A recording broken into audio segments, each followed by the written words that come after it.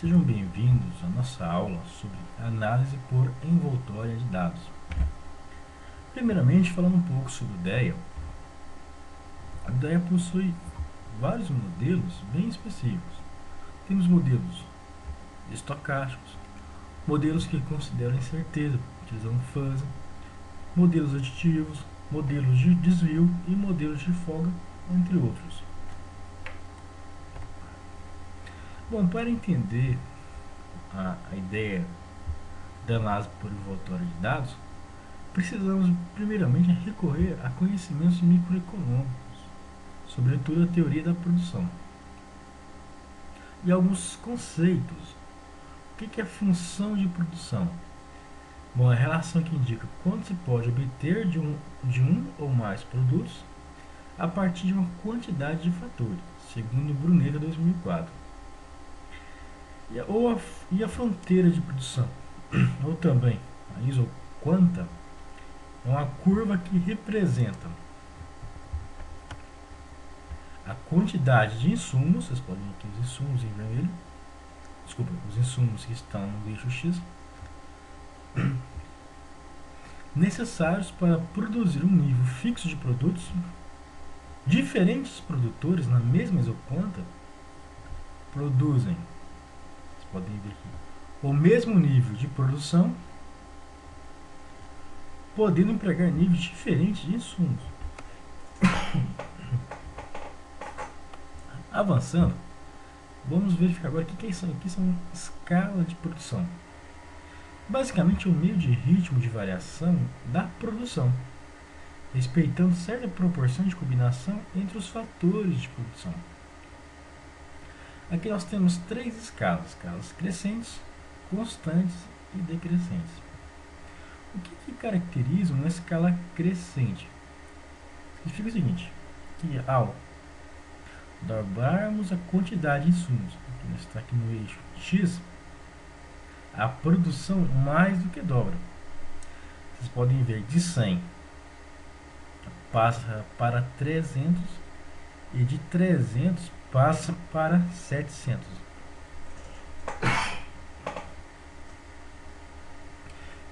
O que são escalas constantes?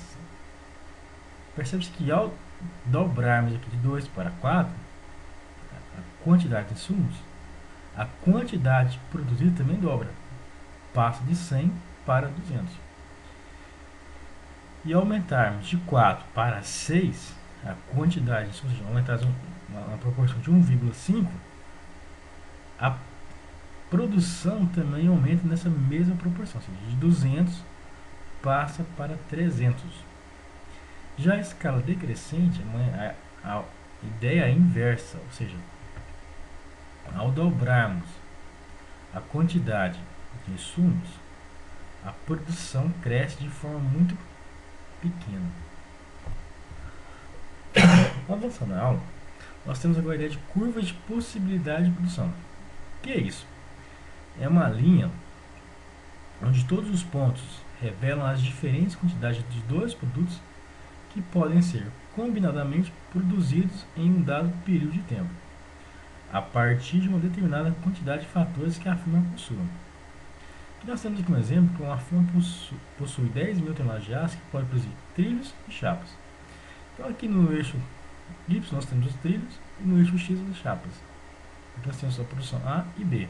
Vocês podem ver que nós podemos ter diferentes níveis de produção desses produtos. Então, para encerrando, a firma estará em equilíbrio quando minimizar os custos total para um determinado nível de produção, ou maximizar a produção para um dado custo total. Entrando agora nos conceitos do DEA, segundo Soares de Mello 2005, o que é eficácia? É a capacidade da unidade produtiva atingir as metas previamente estabelecidas. Produtividade é a razão entre o que foi produzido e o que foi gasto para produzir. Já a eficiência é o conceito relativo que compara o que foi produzido com o que poderia ter sido produzido. Ou seja, pode ser entendida como uma comparação entre as produtividades observadas. Se a unidade atingiu a meta, ela foi eficaz. Se conhecermos os recursos que a unidade dispunha, podemos avaliar se esta foi ou não produtiva. Se soubermos quais foram os resultados da concorrência, podemos avaliar a eficiência da unidade. Um conceito muito comum em ideias são as chamadas DMUs, que são Decision Make Units. São umas unidades de análise. Podem ser hospitais, cursos, pessoas, enfim, né? São unidades que estão sendo avaliadas para uma tomada de decisão específica. Aqui nós temos um exemplo bem simples de 2x e um y, que são vendas de funcionários, e o y aqui é a razão, vendas sobre funcionários. Aqui nós temos uma linha de regressão e a reta da eficiência. Nesse caso aqui, a única unidade eficiente que vocês podem ver aqui é a loja B, com eficiência igual a 1, que equivale a 100%. Então, como que a gente identifica a ineficiência? Vocês podem ver aqui que o ponto D ele é ineficiente. Então, a ineficiência de D em relação ao ponto P é medido pela sua distância radial. Então, ok? No caso aqui, podemos dizer que a empresa D é apenas 0,75 eficiente. Ok? Entrando nos conceitos aqui iniciais da análise por envoltório de dados, a eficiência para uma entrada e uma saída é a saída dividida pela entrada. Aqui nós temos 3 DMUs, a unidade hospital, mas a unidade A, B e C, são 3 DMUs. 2x, médicos e enfermeiros, e 2y, pacientes sem e com internação. Uma ideia inicial seria atribuir pesos, que fala o seguinte, que o peso do médico em relação à enfermeira é 5 vezes mais importante. E o peso do paciente sem internação para com o paciente com internação é de 1 sobre 3.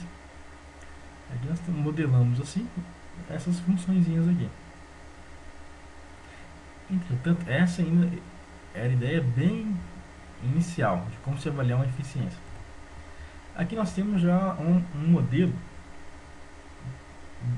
inicial do DEA. Nós temos aqui como variável de decisão V1 o peso do médico, V2 o peso da enfermeira, o 1 é o peso do paciente sem internação e o 2 é o peso do paciente com internação.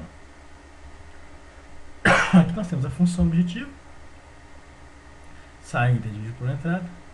De onde veio essa saída? Veio daqui, ó, para a unidade A, 190, 20, 151. E aqui nós temos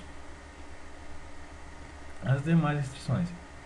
Entretanto, isso aqui é um problema não linear de programação fracionada ou fracionária. E uma característica desses problemas é que eles possuem múltiplas soluções ótimas. Entretanto, nós podemos linearizar